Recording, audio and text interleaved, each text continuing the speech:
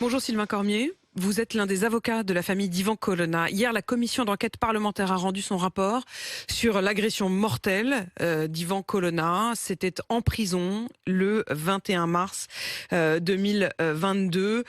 Il avait été agressé le 2 mars. Il est mort le 21 mars. Et il y a de multiples défaillances, des zones d'ombre, des dysfonctionnements absolument à tous les étages, du côté de la surveillance, mais aussi du côté de la présence de celui qui a agressé mortellement Ivan Colonna. Est-ce que vous estimez que l'État a une responsabilité dans la mort d'Ivan Colonna? Ah oui, c'est à ce niveau-là, c'est établi. Je crois que les mots du rapporteur ont été les suivants. Les défaillances sont si nombreuses que ça en donne le vertige. C'est-à-dire qu'on a franchi une étape. C'est pas simplement des défaillances, un défaut de surveillance ou une inattention. On a une accumulation d'anomalies qui, empilées les unes sur les autres, amènent à se poser des questions graves. Se poser des questions graves, ça veut dire quoi? Est-ce que vous allez jusqu'à vous dire qu'on a laissé faire? C'est une des questions qu'on peut vraiment se poser. Une autre question qu'on pourrait se poser, c'est est-ce qu'on aurait provoqué cet événement? Je pose cette question parce que dans les zones d'ombre, il y a la question de savoir si Franck Elongabé est ou non une source du renseignement pénitentiaire. 4 intervenants ont répondu à la commission d'enquête parlementaire, ils ont nié. Mais ces dénégations et les anomalies du suivi de la détention de Franck Elongabé amènent à se poser cette question. De mon côté, oui, Je allez. précise que Franck Elongabé purgeait une peine extrêmement sévère normalement. Il était radicalisé, il purgeait une peine pour terrorisme et que pourtant, il avait des conditions de détention qui lui permettaient de travailler en prison et qu'il a donc eu ces longues minutes en contact d'Ivan Colonna, hors caméra, hors surveillance, pendant lesquelles il a donc agressé mortellement Ivan Colonna. Oui, c'est ça, c'est-à-dire que c'est le seul, là ça donne le tournis, c'est le seul détenu condamné pour terrorisme qui devait aller normalement en quartier d'évaluation pour la radicalisation et qui en fait travaillait et pouvait se déplacer.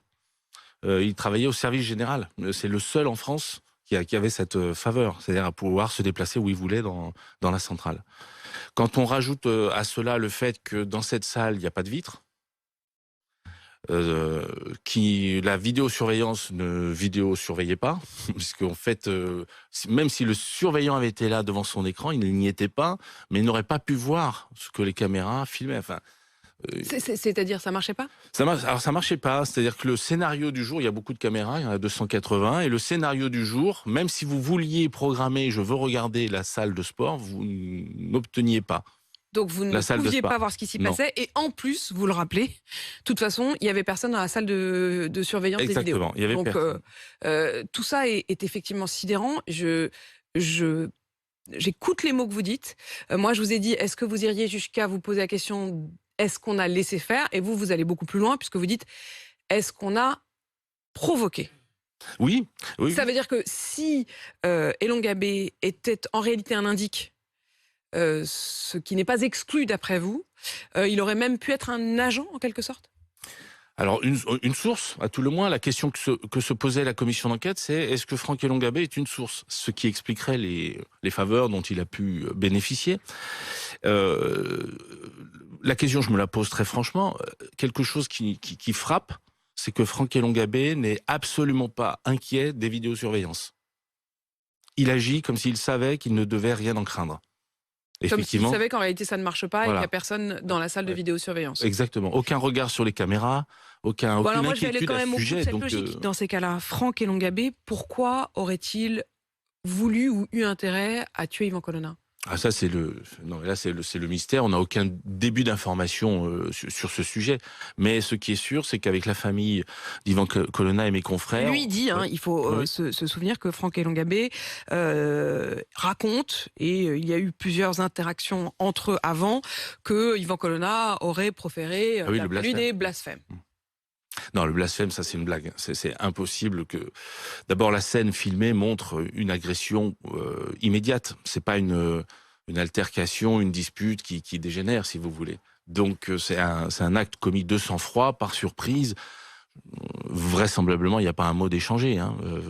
Yvan Colonna est en train de faire ses pompes et on lui saute dessus et puis ensuite on l'étouffe avec un sac. Hein. Donc... Et d'ailleurs, l'enquête montre aussi que quelques jours avant l'agression d'Yvan Colonna, le comportement de Franck Elongabé avait changé.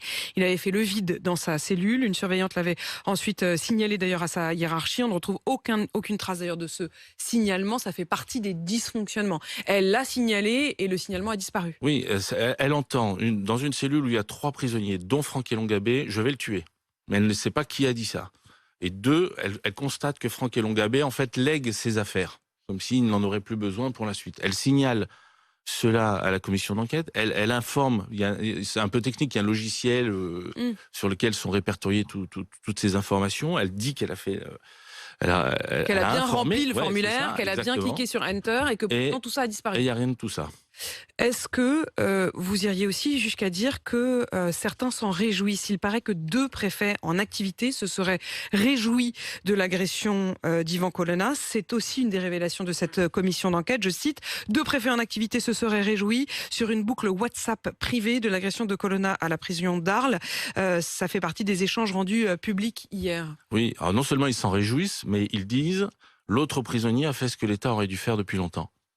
Donc c'est un appel à l'assassinat, quoi. On aurait dû le tuer depuis longtemps. C'est un appel à la peine de mort, au fond. Ouais, c'est ça, exactement. Quelle sera la suite pour vous, maître Sylvain Cormier?